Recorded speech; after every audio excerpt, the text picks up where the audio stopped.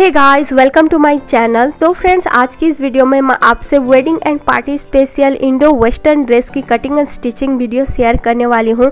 तो कहीं मत जाइए, वीडियो पर एंड तक बने रहिए।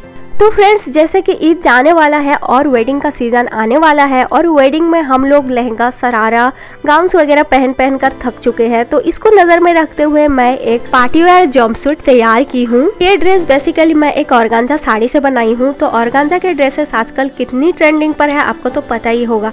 और इस पर मैंने लेस और मिरर के हैंडवर्क की है, जो कि इस ड्रेस की खूबसूरती को और भी इन्हेंस करता है। तो चलिए ज़्यादा टाइम न लेते हुए हम वीडियो को स्टार्ट करते हैं। तो ये ऑर्गेन्जा साड़ी 5.5 मीटर है और ये आपको मीशो पर अवेलेबल मिल जाएगा। और इसके साथ मैं यूज़ कर रही हूँ शिफॉन की फैब्रिकेशन लाइनिंग और ये मैं ली हूँ 2.5 मीटर। तो चलिए हम कटिंग स्टार्ट करते हैं। तो सबसे पहले हम अपने जंपसूट के बटन की कटिंग करेंगे, जो कि हम एक कलीदार प्लाजो बनाने वाले हैं। तो सबसे पहले हम साड़ी को इस तरह से खोल लेंगे। तो साड़ी की लेंथ है 5.5 मीटर और इसकी विड्थ है 44 इंच। तो यहीं से हम अपने प्लाजो की लेंथ लेंगे। तो फ्रेंड्स, मेरी प्लाजो की लेंथ है 40 इंच, तो मैं इस पर 4 इंच एक्स्ट्रा लूँगी। तो टोटल मैं 44 इंच ले लूँगी। तो आपका लेंथ जितना भी हो आप उस पर 4 इंच ऐड कर दीजिए, क्योंकि फ्रेंड्स कली जब हम कट करते हैं ना, तो नीचे का फैब्रिक हमारा थोड़ा आड़ा तिरछा आ जाता है, जिसको हमें कट कर निकालना होता है। अगर आप परफेक्ट लेंथ ले लेंगे तो आपका प्लाजो छोटा हो जाएगा। चलिए हम इसकी कली निकालते हैं। तो फ्रेंड्स, हमें 6 कली वाला प्लाजो बनाना है। तो एक पैर में आ जाएगा हमारा 6 और दूसरे पैर में आ जाएगा 6। तो टोटल 12 कली हमें निकालना है। तो फ्रेंड्स, साड़ी से हमें 2.5 मीटर फैब्रिक यूज करना है। तो चलिए सबसे पहले मैं आपको इसकी मेजरमेंट समझा देती हूँ। जैसे कि हमने लेंथ लिया है 44 इंच, तो तैयार लेंथ हमारा 40 इंच और उस पर हमने 4 इंच एक्स्ट्रा लिया है। तो इसी तरह से हमें अपने हिप का मेजरमेंट लेना है। तो हिप है हमारा 40 इंच, तो 40 को हमें 4 में डिवाइड करना है, तो आ जाएगा 10 इंच और उस पर 2 इंच एक्स्ट्रा लेंगे, जैसा कि हम हर प्लाजो पर लेते हैं। तो ये आ गया हमारा 12 इंच। तो 12 इंच को हम फिर से 4 में मल्टीप्लाई करेंगे, तो ये आ गया हमारा 48 इंच। तो फ्रेंड्स, 40 इंच हमारा तैयार लेंथ होगा और 8 इंच जो होगा हमारा मार्जिन। तो फ्रेंड्स, ये हम हर प्लाजो पर लेते हैं। तो फ्रेंड्स, 48 इंच को हम 12 में डिवाइड करेंगे, क्योंकि हमें 12 कली निकालना है। तो 12 में डिवाइड करेंगे तो ये आएगा हमारा 4 इंच। फ्रेंड्स, चलिए हम मार्किंग करते हैं। तो हिप का हमारा लेंगे 4 इंच और उस पर 1 इंच एक्स्ट्रा लेंगे 5 इंच, क्योंकि हमारा हाफ इंच सिलाई के लिए दबेगा। तो 5 इंच पर हम मार्क कर देंगे। देन फिर नीचे को हम लेंगे 10 इंच और उस पर 1 इंच सिलाई मार्जिन के लिए, तो 11 इंच पर मार्क कर देंगे। तो फ्रेंड्स, 2.5 मीटर फैब्रिक है, तो इसलिए हम नीचे 10 इंच ले रहे हैं। तो इसी तरह से हमें इन दोनों निशानों को मिला लेना है। तो फ्रेंड्स, होप कि आपको मेरा मेज़रमेंट समझ आ रहा होगा। अगर कोई भी डाउट हो तो आप मुझे कमेंट में ज़रूर बताइए, मैं आपको ज़रूर रिप्लाई दूंगी। तो इस तरह से हमें इस निशान को इस तरह से लगा देना है। देन फिर इसी निशान के अकॉर्डिंग हमें इसको कट कर लेना है। तो इस तरह से हमारा 1 कली तैयार हो चुका है। तो इसी तरह से हमें 12 कली निकालना है। तो ये 1 कली को हमें इस तरह से फैब्रिक के ऊपर रख देना है। देन फिर इसी के अकॉर्डिंग हमें अपना दूसरा कली भी निकाल लेना है। तो ये हमारा 2 कलीज निकल गए हैं। तो फ्रेंड्स, इसी तरह से हमें सारे कलीज को निकाल लेना है। तो फ्रेंड्स, देखिए ये हमारा 6 कली हो गया है 1 पैर के लिए। तो इसी तरह से हमें 12 कली निकाल लेना है। देन फिर इन सारे कलियों को इस तरह से हमें हाफ इंच का मार्जिन रखते हुए इस पर स्टिच लगानी है। तो फ्रेंड्स, कलीदार प्लाजो बनाना बहुत ही आसान है। आप अगर बिगिनर हैं तो आप भी बहुत ही आसानी से इसको तैयार कर सकते हैं।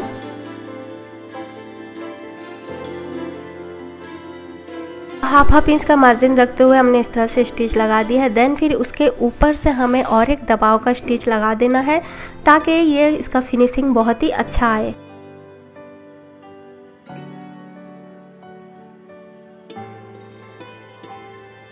तो फ्रेंड्स, इसी तरह से मैंने सारे कलियों को आपस में अटैच कर ली है, यू कैन सी। तो सारी कली हमारी आपस में अटैच हो चुकी है। तो ये देखिए फ्रेंड्स, हमारे नीचे आड़ा तिरछा आ गया है, जैसे कि मैंने वीडियो पर पहले ही बता दिया था। तो उस पर हमें इसको कट कर निकाल लेना है। तो जितना भी आड़ा तिरछा है उसे हमें कट कर निकाल लेना है। ये देखिए हमारा बिल्कुल ही नीट एंड क्लीन हो चुका है। देन फिर इस पर हम अपने आसन का निशान लगाएंगे। तो इसको हमें डबल में फोल्ड कर लेना है और इस पर हम अपने आसन का मार्किंग करेंगे। तो फ्रेंड्स ऊपर से हमें 2 इंच छोड़ देना है। देन फिर नीचे को हमें लेना है 12 इंच। देन फिर हम अपने थाई का निशान लगाएंगे। तो थाई हमारा 28 इंच, तो उसका हाफ हुआ 14 इंच। तो 14 इंच पर इस तरह से निशान लगा देना है। देन फिर ऊपर से नीचे को हमें इस तरह से तिरछा कर निशान लगा देना है और फिर उस पर हल्का सा गोलाई दे देंगे आसन के लिए। तो फ्रेंड्स ऊपर हमने 2 इंच एक्स्ट्रा इसलिए लिया है क्योंकि ये हमारा ब्लाउज पर अटैच होगा। तो अगर हम आसन का परफेक्ट मेजरमेंट ले लेंगे तो जब हम जंपसूट वेयर करेंगे तो उसका लुक अच्छा नहीं आएगा और ऊपर को खींचेगा। तो जंपसूट के लिए हम 2 इंच एक्स्ट्रा लेंगे। अगर आप प्लाजो बना रहे हैं तो आप परफेक्ट आसन का निशान भी ले सकते हैं। देन फिर इसके लाइनिंग को हमें कट करना है। तो फ्रेंड्स लाइनिंग हमें 2 मीटर फैब्रिक में कट करना है और इसका हमें 4 कली निकालना है। तो 1 पैर का 4 कली, तो 2 पैर का 8 कली हमें निकालना है। तो इसकी भी लेंथ है 44 इंच। तो फ्रेंड्स 1 मीटर फैब्रिक को हमें इस तरह से डबल फोल्ड कर लेना है। तो 1 मीटर फैब्रिक से हम 4 कली निकालेंगे। 1 मीटर फैब्रिक को हमने डबल फोल्ड कर दिया है। देन फिर सेम हमें इस पर अपने हिप का 4 पार्ट लेना है। तो हिप का 4 पार्ट हुआ 10 इंच और उस पर 2 इंच मार्जिन के लिए लेंगे 12 इंच। तो फ्रेंड्स 12 इंच को हम हाफ में फोल्ड करेंगे तो वो आएगा 6 इंच। क्योंकि हमें इसका 4 कली निकालना है तो 6 इंच पर हम मार्क करेंगे।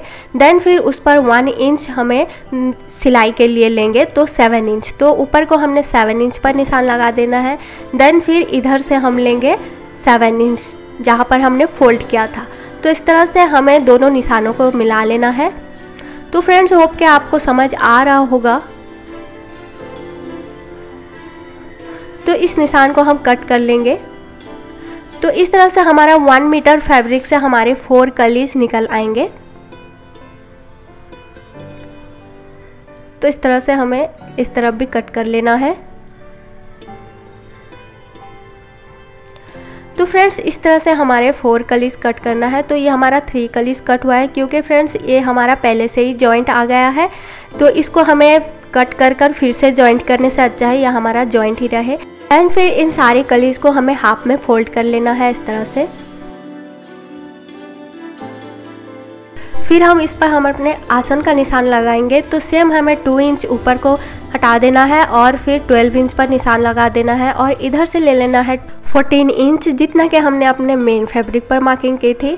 तो इस तरह से इस निशान को भी मिला लेना है और फिर ऊपर से इस तरह से हमें तिरछा कर निशान लगा देना है। देन फिर उस पर भी हमें गोलाई दे देनी है क्रॉच के लिए और इधर से हमें थोड़ा सा कर्व करते हुए निशान लगा देना है।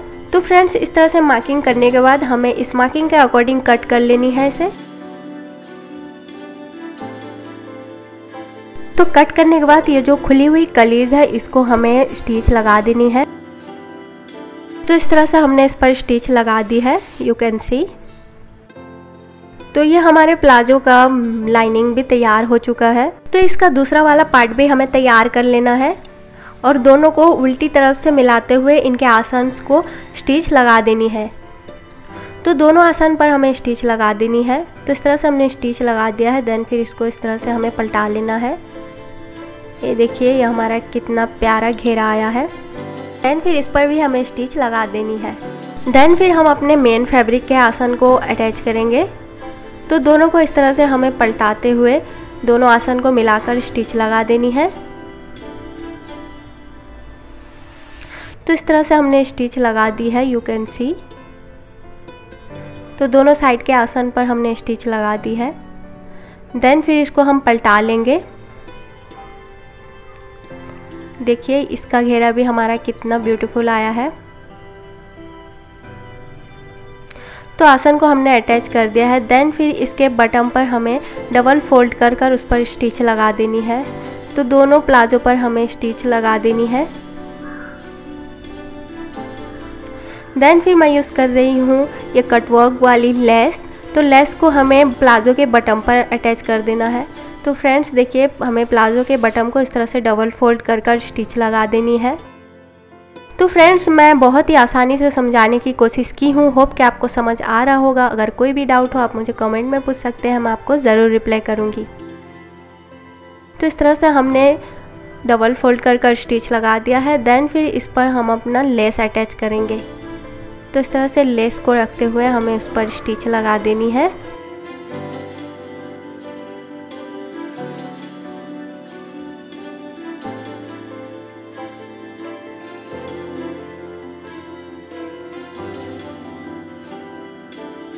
तो इस तरह से हमने प्लाजो के बटन पर लेस को अटैच कर दिया है। यू कैन सी ये कितना ब्यूटीफुल लग रहा है।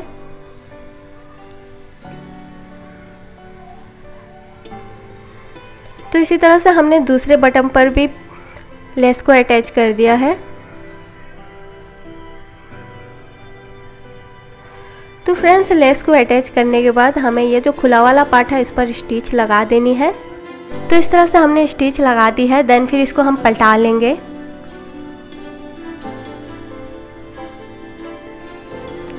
तो फ्रेंड्स, इस तरह से हमारा मेन प्लाजो तैयार हो चुका है और ये हमारा लाइनिंग वाला प्लाजो भी तैयार हो चुका है, यू कैन सी।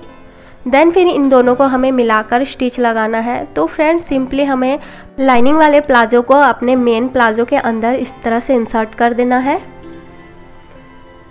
तो फ्रेंड्स, अगर आप इस तरह से लाइनिंग वाली प्लाजो बनाना चाहते हैं तो आप इस तरह से ट्राई कीजिए, आपका बहुत ही आसानी से बनकर तैयार हो जाएगा। तो इस तरह से मैंने इसके अंदर इंसर्ट कर दिया है। देन फिर इन दोनों पार्ट को हमें मिलाते हुए इस पर स्टिच लगा देनी है। तो फ्रेंड्स, इस तरह से हमने स्टिच लगा दी है, यू कैन सी। तो इस तरह से हमारा प्लाजो तैयार हो चुका है। देन फिर ये जो कली की लाइंस हैं इस पर हम अपने मिरर का वर्क करेंगे। तो मिरर वर्क करने के लिए मैं यूज़ कर रही हूँ ये एम्ब्रॉयडरी फ्रेम। तो एम्ब्रॉयडरी फ्रेम को हमें वन फ्रेम को नीचे रखना है और अदर फ्रेम को उसके ऊपर रखते हुए अच्छे से इसको बैठाकर इसको अच्छे से सिक्योर कर लेना है ताकि ये मतलब लूज़ ना हो, थोड़ा सा टाइट कर लेना है। देन फिर मैं यूज़ कर रही हूँ रोम्बस शेप के मिरर। तो मैं 2 टाइप्स के रोम्बस शेप के मिरर ली हूँ। तो 10 mm ली हूँ और 5 mm के मिरर्स ली हूँ। तो मिरर्स पर हमें ग्लू लगाकर इस लाइन के अकॉर्डिंग इस पर अटैच कर देना है। तो इस तरह से 1 by 1 मिरर को हमें इस पर अटैच कर देना है with the help of fabric glue.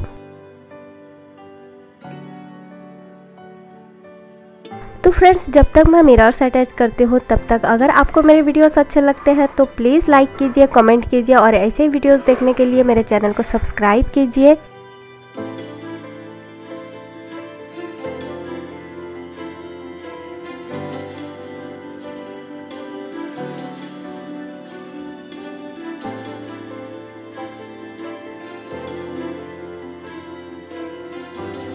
इस तरह से मैंने 10 mm के 7 मिरर्स को अटैच कर दिया है। देन फिर इस पर हम 3D आउटलाइनर अप्लाई करेंगे।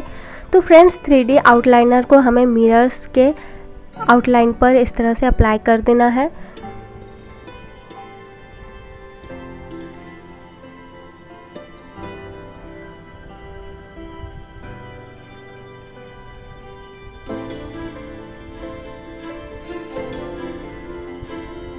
इस तरह से सारे मिरर्स पर हमने 3D आउटलाइनर को अप्लाई कर दिया है और ये देखिए ये सूख भी गया है।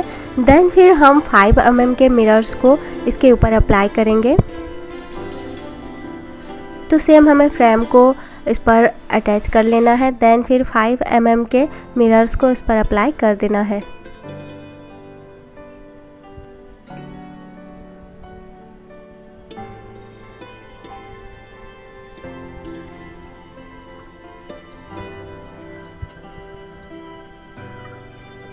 तो इस तरह से सारे छोटी वाली मिरर्स को हमने लाइन पर अप्लाई कर दिया है और फिर इस पर हम 3D आउटलाइनर भी अप्लाई कर देंगे। तो इस तरह से हमने 1 लाइन क्रिएट कर दिया है। तो फ्रेंड्स, देखिए हमें सारे लाइनों पर इस तरह से मिरर्स को अटैच कर दिया है। तो फ्रेंड्स, मैंने मिरर को आसन तक अप्लाई किया है। आपको अगर फुल प्लाजो पर मिरर चाहिए तो आप उसे अप्लाई कर सकते हैं। तो फ्रेंड्स, देखिए मिरर हमारे प्लाजो पर अटैच होने के बाद इसका लुक कितना गॉर्जियस हो गया है। तो फ्रेंड्स प्लाजो हमारा बनकर तैयार हो चुका है। देन फिर इसके ऊपर का ब्लाउज भी हमने तैयार कर लिया है। देन फिर प्लाजो के साथ हम ब्लाउज को मिलाकर अटैच कर देंगे। तो इस तरह से हमने अटैच कर दिया है। तो फ्रेंड्स जब हम जंपसूट के लिए ब्लाउज तैयार करते हैं तो नॉर्मल ब्लाउज से हमें दोनों साइड पर 2 इंच एक्स्ट्रा मार्जिन रखना होता है, ताकि हम जब जंपसूट को वेयर करेंगे तो पहनते वक्त कोई दिक्कत ना हो। तो इस तरह से हमने ब्लाउज इसका तैयार कर लिया है। देन फिर इसके नेक लाइन से वेस्ट लाइन तक हम मिरर्स को अटैच करेंगे और ब्लाउज के बैक साइड पर हमें जिप अटैच कर देना है ताकि पहनते वक्त कोई दिक्कत ना हो। तो फ्रेंड्स हमने नेक लाइन पर इस तरह से मिरर एंड स्टोन्स के वर्क कर दिए हैं और इसके साथ मैंने मिरर की वेस्ट बेल्ट भी तैयार की है और इसके साथ मैंने इस तरह से लटकन तैयार किए हैं जो कि बैक साइड पर अटैच करेंगे। तो फ्रेंड्स ये लटकन की वीडियो का लिंक मैं आपको डिस्क्रिप्शन में दे दूँगी, आप वहाँ से चेक कर लीजिएगा। और इसके वेस्ट बेल्ट और ब्लाउज का वीडियो मैं आपको इसी वीडियो के नेक्स्ट पार्ट में प्रोवाइड करूंगी, आप वहां से चेक कर सकते हैं। तो फ्रेंड्स हमारा इंडो वेस्टर्न ड्रेस बहुत ही अफोर्डेबल रेंज में बनकर तैयार हो गया है। तो आपको कैसा लगा कमेंट में ज़रूर बताइएगा और ऐसी वीडियोस देखने के लिए please like share and subscribe. Bye bye.